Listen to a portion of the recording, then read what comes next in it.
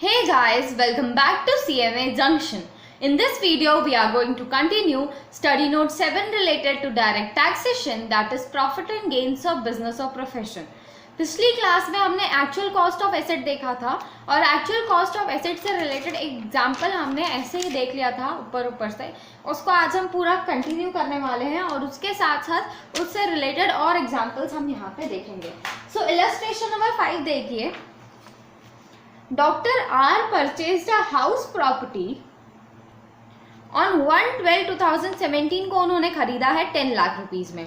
फिर 1/12/2019 तक उन्होंने उसको सेल्फ ऑक्यूपाइड रखा और उसके बाद उन्होंने उसको ट्रांसफर कर दिया अपने मेडिकल प्रोफेशन में।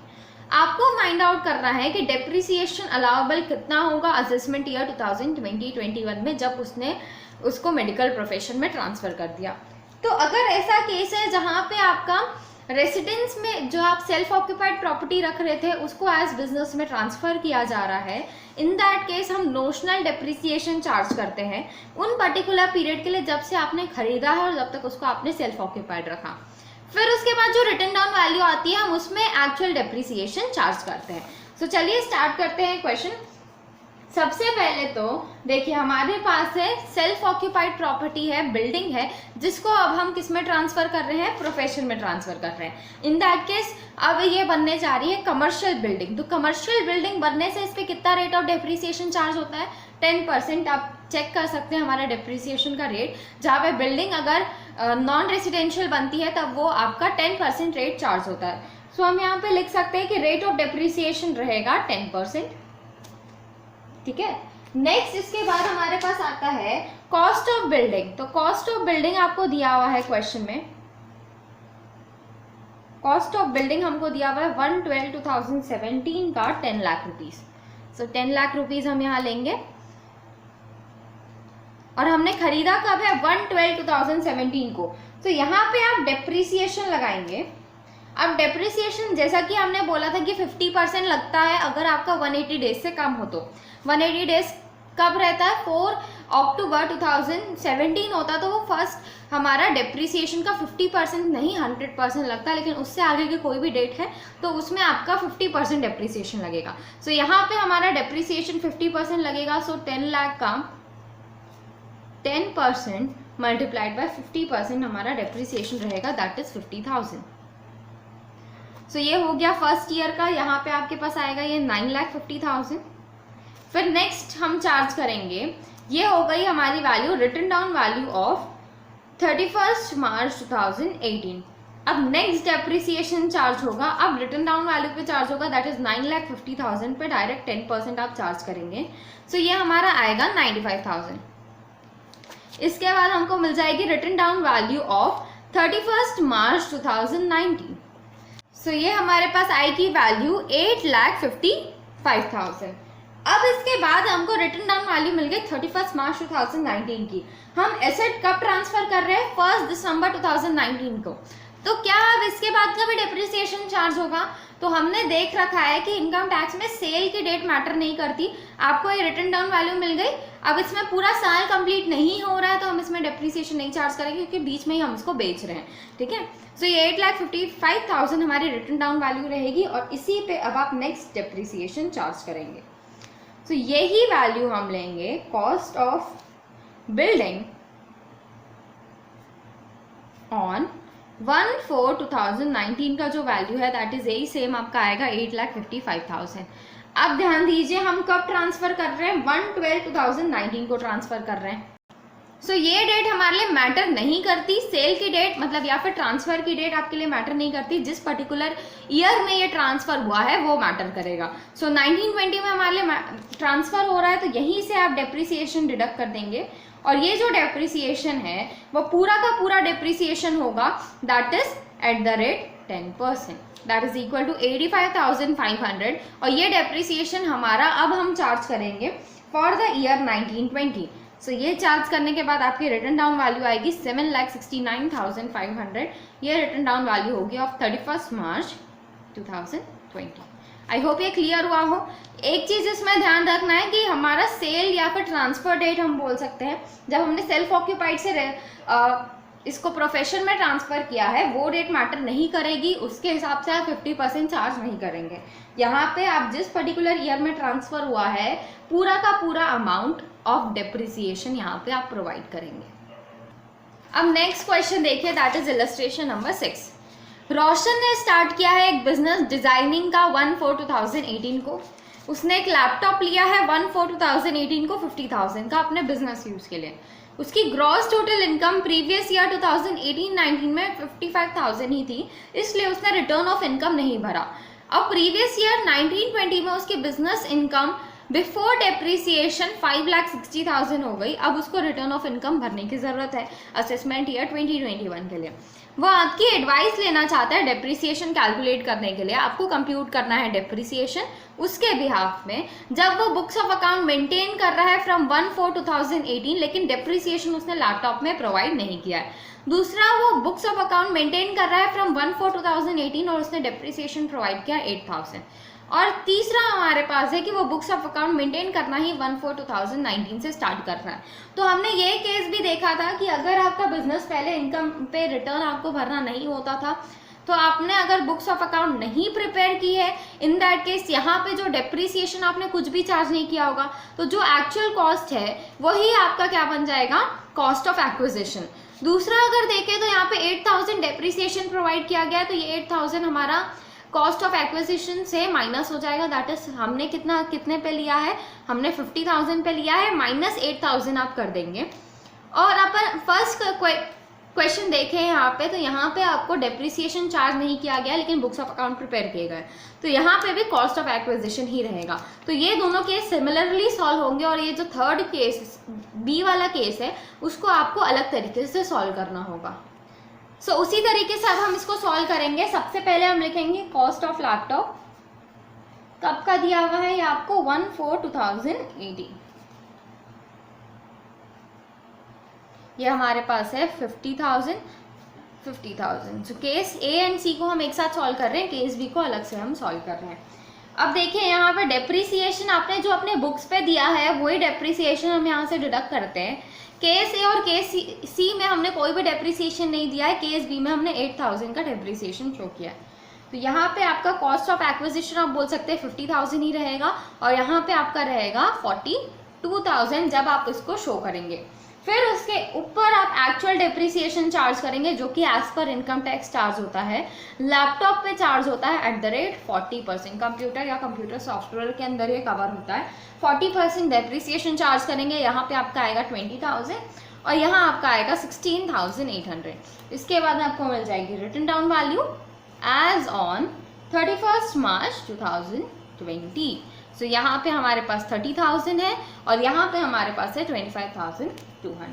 सिमिलर एक और केस है हमारे पास, देखिए कार परचेस किया है एस ने 10/8/2015 को 3,25,000 में पर्सनल यूज के लिए, उसको बिजनेस में लेके आ रहा है। तो ये सिमिलर केस है, जैसा केस हमने देखा आप पर्सनल यूज से बिजनेस यूज में लेके जा रहे हैं तब क्या होगा, तो वो केस आप खुद से देखिएगा एक बार। हम नेक्स्ट पे चलते हैं, that is compute depreciation under section 32 for assessment year 2020-21 from the following information. सबसे पहले आपको दिया हुआ है written down value of plant and machinery 15% जिसमें रेट डलता है।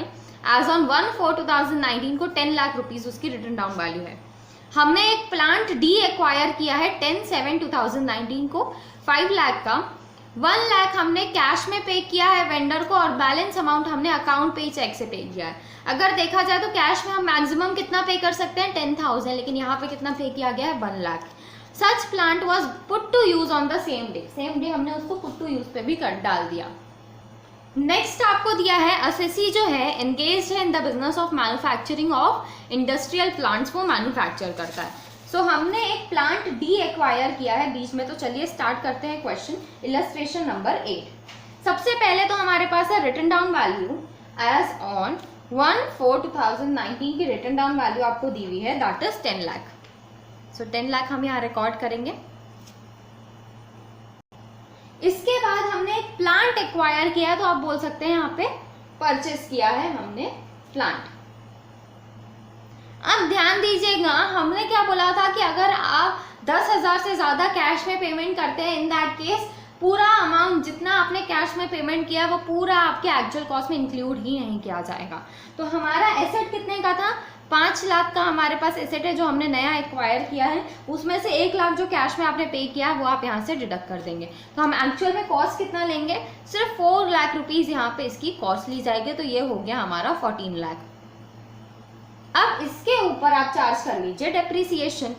सो डेप्रीसिएशन चार्ज होगा यहाँ पे, हमने एक्वायर कब किया है 10/7/2019, एज ये हमारा डेट 180 डेज से ज़्यादा है, इसलिए आप पूरा का पूरा डेप्रीसिएशन चार्ज कर सकते हैं @15%। तो पूरे अमाउंट में दैट इज 14 लाख पे 15% हम चार्ज करेंगे, दैट इज 2,10,000 रुपीज़। इसके बाद एज प्लांट एंड मशीनरी है और इंडस्ट्रियल अंडरटेकिंग है तो आप यहाँ पे एडिशनल डेप्रीसिएशन भी क्लेम कर सकते हैं @20%। सो आपको ये किस पे मिलेगा वो ध्यान रखिएगा, जो आपने नया परचेस किया 4 लाख का, तो ये किस पे मिलेगा, हमको 4 लाख के अमाउंट पे मिलेगा, that is equal to 80,000 rupees. So ये आपके पास हो गया 2,90,000, इतना डेप्रीसिएशन मिल जाएगा। एट लास्ट आपकी रिटर्न डाउन वैल्यू आ जाएगी, that is 11,10,000।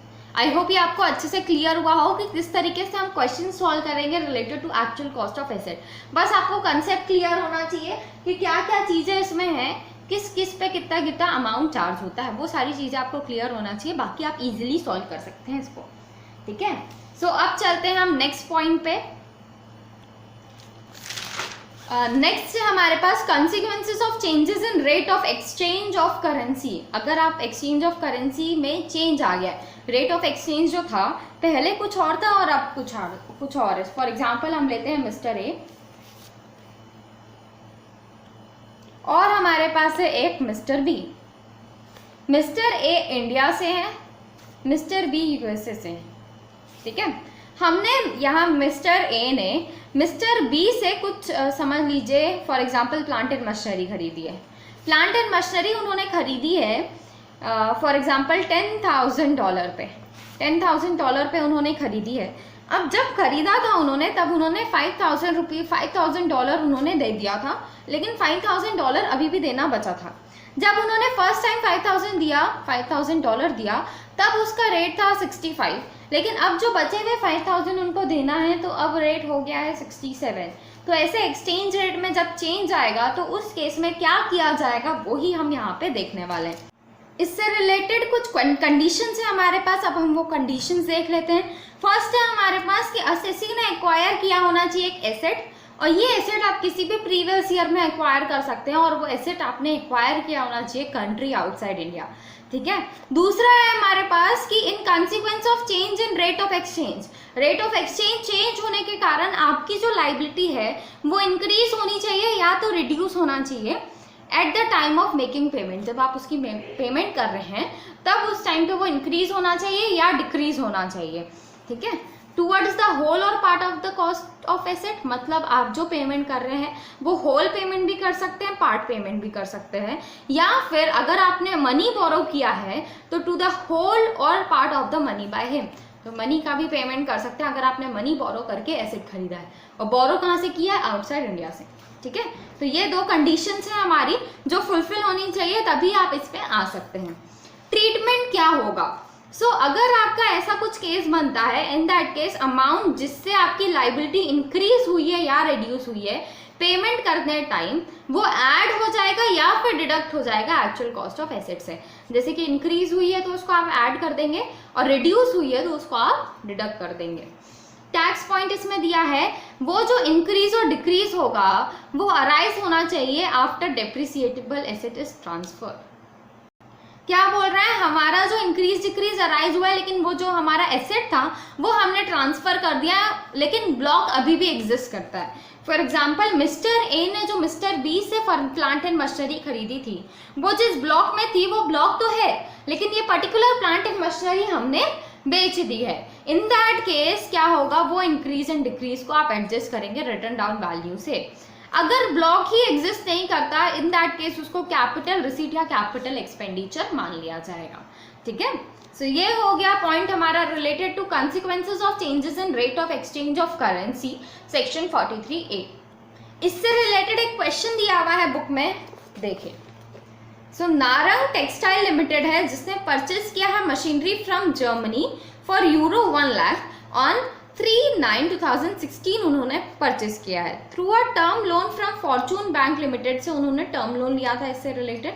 Exchange rate acquisition के टाइम पे 65 था, लेकिन उन्होंने फॉरवर्ड एक्सचेंज रेट लिया ऑन 5/10/2017 जब का रेट 67 पर यूएस डॉलर पर यूरो बोलना चाहिए हमको यहाँ पे पर यूरो था। कंप्यूट कीजिए depreciation for assessment year 2017, 18 and 18, 19। आपको एडिशनल डेप्रिसिएशन को इग्नोर करने बोला है। सो देखिए सबसे पहले तो ओपनिंग वैल्यू लेंगे एसेट की, कितनी थी 65 multiplied by 1 lakh that is 65 lakh, है ना। सो ये हमने ले लिया। ओपनिंग WDV नहीं आएगा, हमने जो एसेट परचेस किया उसकी वैल्यू। फिर उसके बाद आप डेप्रिसिएशन इसमें से डिडक्ट करेंगे। सो डेप्रिसिएशन एट द रेट पूरा आपका 15% यहाँ पे कैलकुलेट करेंगे आप। सो वो हमने कैलकुलेट कर लिया एज प्लांट एंड मशीनरी है, और प्लांट एंड मशीनरी का जनरल रेट 15% होता है। फिर उसके बाद हमारे पास ओपनिंग WDV आई, तब हमको पता चला कि 2 रुपये से हमारा कन्वर्जन रेट बढ़ गया, तो हमने 2 रुपये और ऐड कर दिया और उसके हिसाब से कैलकुलेशन की और फिर उसके हिसाब से डेप्रिसिएशन चार्ज किया है। आई होप ये क्लियर हुआ हो। बस आपको वो ऐड कर देना है, अगर ज़्यादा है तो, और कम है तो उसको आप डिडक्ट कर देंगे, बस इतना ही आपको करना है। सो अब नेक्स्ट पॉइंट में हम चलते हैं। नेक्स्ट पॉइंट हमारे पास है taxation of foreign exchange fluctuation. ये क्या है? फॉरेन एक्सचेंज फ्लक्चुएशन के कारण टैक्सेबिलिटी आएगी, कैसे होगा वो अब हम देखने वाले हैं। सो ये कुछ आपके 7.13 से रिलेटेड ही है।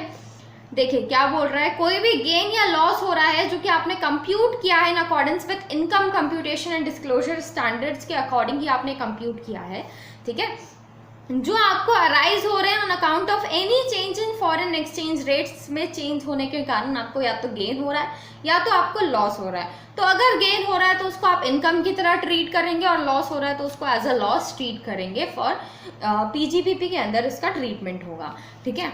सच गेन और loss share arise in respect of all foreign currency transaction से रिलेटेड हो सकता है। किसी भी फॉरेन करेंसी ट्रांजेक्शन से रिलेटेड अगर आपको गेन हो रहा है या लॉस हो रहा है तो वो आपका यहाँ पे कैलकुलेट किया जाएगा और वो टैक्सेबल होगा। Including those relating to monetary and non monetary item से भी रिलेटेड हो सकता है। Financial statement of foreign operations का अगर ट्रांसलेशन हो रहा है तो उससे रिलेटेड भी हो सकता है। जैसे कि हमारी एक सब्सिडरी कंपनी फॉरेन में है, ठीक है, तो उसका अब हम कंप्यूट कर रहे हैं, ट्रांसलेट कर रहे हैं उसकी करेंसी को इंडियन करेंसी में। इन दैट केस उस पर भी अप्लाई होगा और फॉरवर्ड एक्सचेंज कॉन्ट्रैक्ट्स में भी अप्लाई होगा, फॉरेन करेंसी ट्रांसलेशन रिजर्व्स में भी अप्लाई होगा, ठीक है। इन सब के लिए आपका अगर गेन और लॉस हो रहा है तो वो एज इनकम और लॉस ट्रीट किया जाएगा। ध्यान दीजिएगा जो हमने सेक्शन नंबर 43A देखा था और अब हम देख रहे हैं सेक्शन नंबर 43AA, तो दोनों कुछ रिलेटेड ही है, लेकिन यहाँ पे हम किसका करते हैं, एसेट्स का करते हैं। तो यहाँ एसेट्स के लिए आपका सेक्शन नंबर 43A काम करेगा और बचे हुए सब के लिए आपको सेक्शन नंबर 43AA में जाना है। वही चीज़ आपको दी हुई है, सेक्शन नंबर 43AA एप्लीकेबल नहीं होता जहाँ पे सेक्शन नंबर 43A अप्लाई होगा, ठीक है। नेक्स्ट हमारे पास आता है unabsorbed depreciation, section number 32 subsection 2।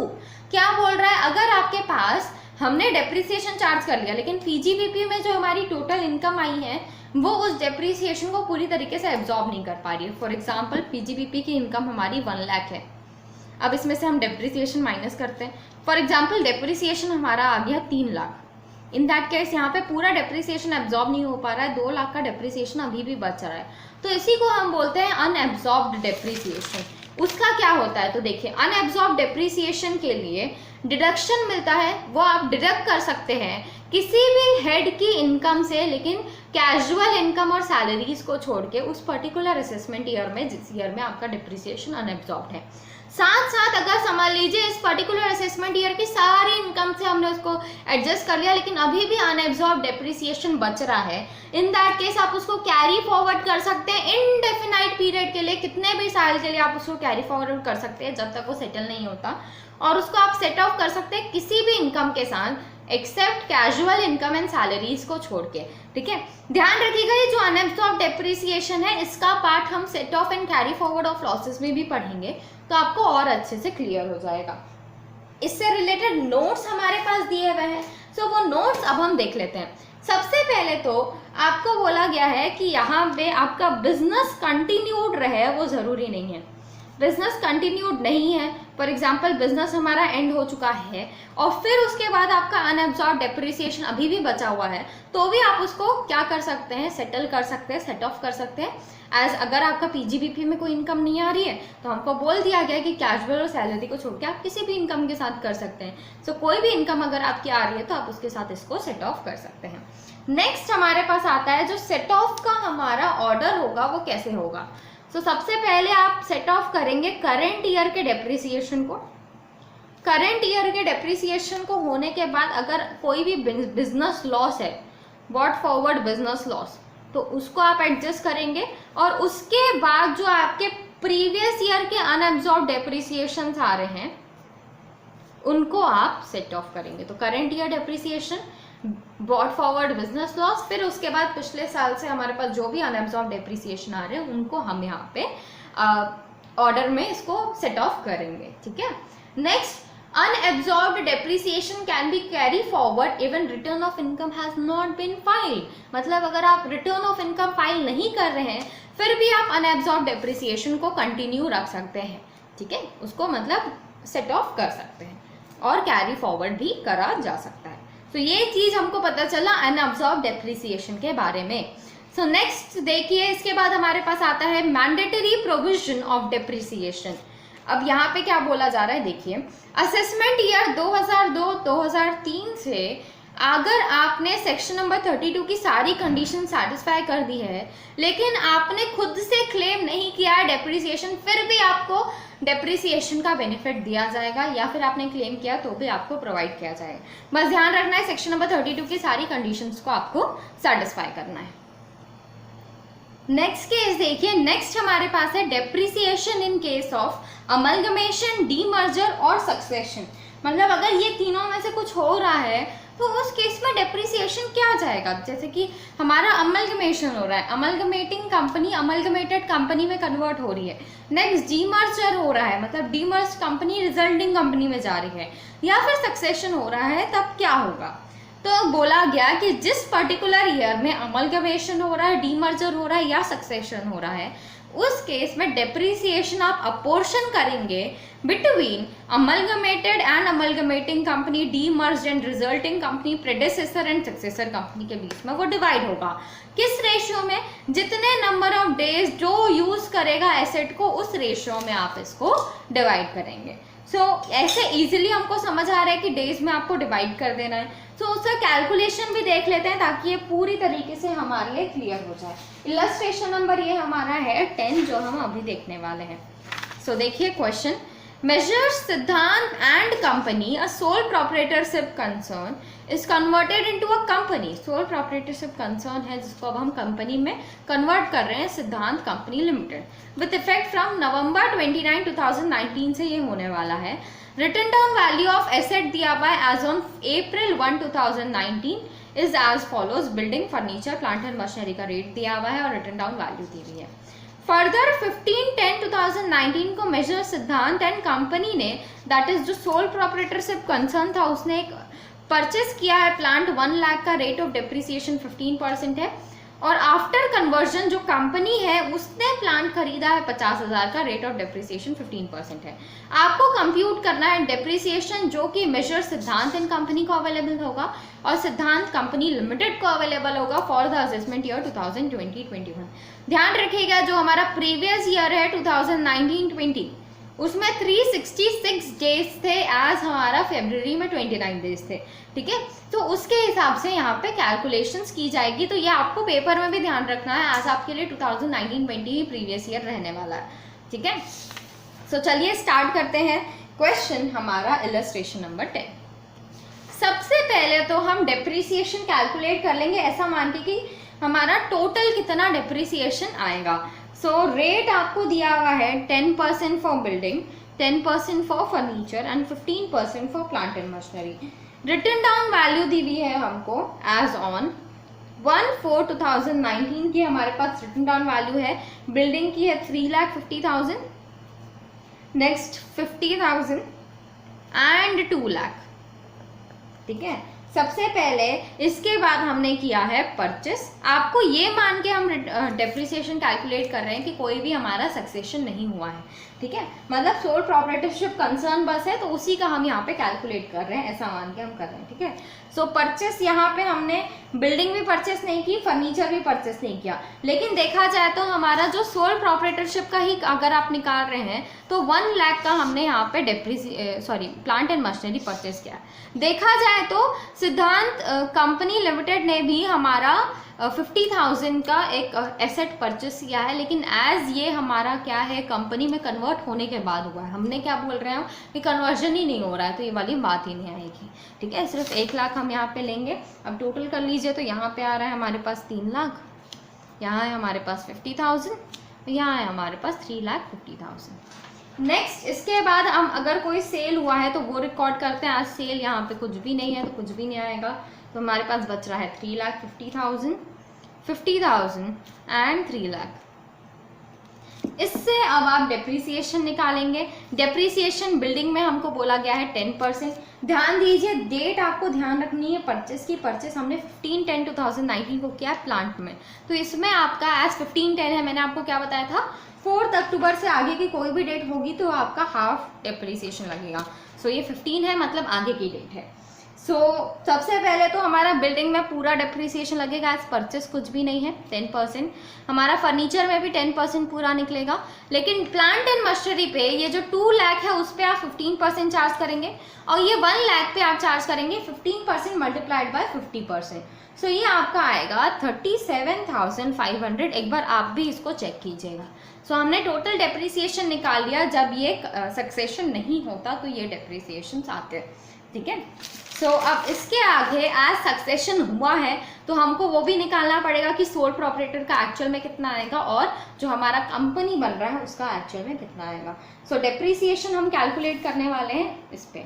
सो ये हमारा सोल प्रोप्राइटरशिप कंसर्न के लिए है, ठीक है। So depreciation on assets held as on 1/4/2019 से जो हमारे पास एसेट्स थे उनका हम सबसे पहले निकाल रहे हैं, ठीक है। सो हमारे पास प्रोप्राइटरशिप में कितने पीरियड ऑफ टाइम के लिए रहा है, 1/4/2019 से लेके हमारे पास ये रहा है, आपको डेट दी हुई है यहाँ पे देखिए, नवंबर 29, 2019 तक। सो यही डेट हम यहाँ पे लेंगे। नवंबर 29 को आपका सक्सेशन हो गया, इन दैट केस हम यहाँ लेंगे नवंबर 28, ठीक है, नवंबर 28। तो यहाँ से आप इसको कैलकुलेट करेंगे तो ये हमारे होते हैं 242 डेज। आप एक बार और अपने तरफ से इसको कैलकुलेट कीजिएगा कि सही है कि नहीं, ठीक है। सो अब हम कैलकुलेट करेंगे कि कितना डेप्रिसिएशन जाएगा। सो बिल्डिंग के लिए अगर आप देखें तो बिल्डिंग में हमारा डेप्रिसिएशन कितना आया है, बिल्डिंग में डेप्रिसिएशन आया है 35,000। तो 35,000 को हम डिवाइड करेंगे, कितने दिन के लिए इसमें जाएगा, सोल प्रोप्राइटरशिप में 242 डेज और टोटल डेज है हमारे पास 366। तो ये आपका आ रहा है 23,142। नेक्स्ट हमारे पास है फर्नीचर। फर्नीचर में आया है हमारा 5,000 का डेप्रिसिएशन, ये भी 242 मल्टीप्लाइड बाय 366 हो जाए, डिवाइडेड बाय 366, दैट इज 3,306, ठीक है। फिर आती है प्लांट एंड मशीनरी की बारी। तो ध्यान दीजिएगा, प्लांट एंड मशीनरी में हमको 2 डेप्रिसिएशन लगा है, एक तो 1/4/2019 के एसेट का और एक हमको जो हमने नया खरीदा था उसका। तो आपको सिर्फ ये वाला लेना है सबसे पहले, आज हम इसका निकाल रहे हैं। तो 2 लाख का 15% आप कैलकुलेट करेंगे, दैट इज 30,000 आपका डेप्रिसिएशन आएगा। सो ये 30,000 का multiplied by 242 divided by 366, that is equal to 19,836, ठीक है, ये हो गया। अब इसके बाद एज मैंने आपको बताया कि जो हमारा न्यू एसेट हमने खरीदा है उसका हम अलग से निकालेंगे, depreciation on new plant and machinery. Purchase हमने कब किया था, तो परचेस हमने इसको किया है, ये हमारा परचेस डेट है 15/10/2019।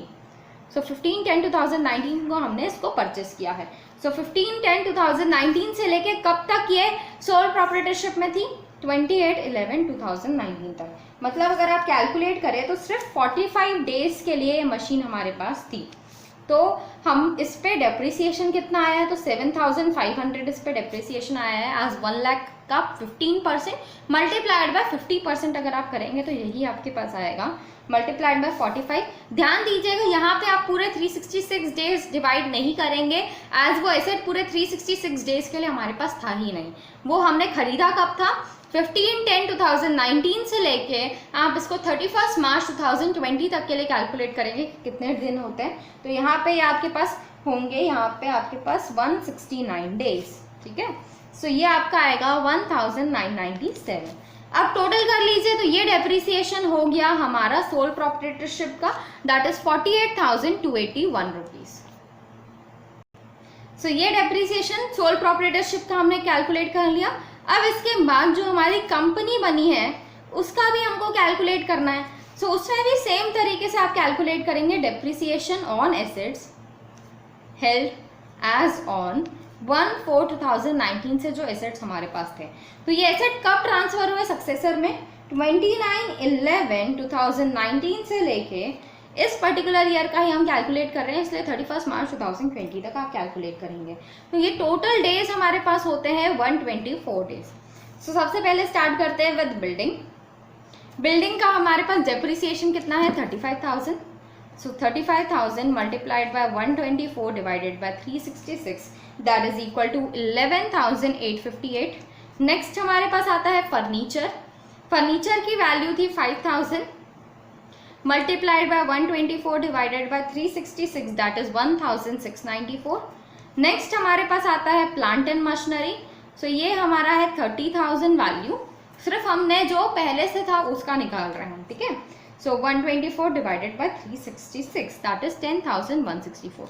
अब जो नया हमने डेप्रिसिएशन आपको कैलकुलेट करना है, जो कि नया हमने प्लांट एंड मशीनरी परचेस किया था, जैसे हम यहाँ पे कर रहे थे सेम वही चीज़।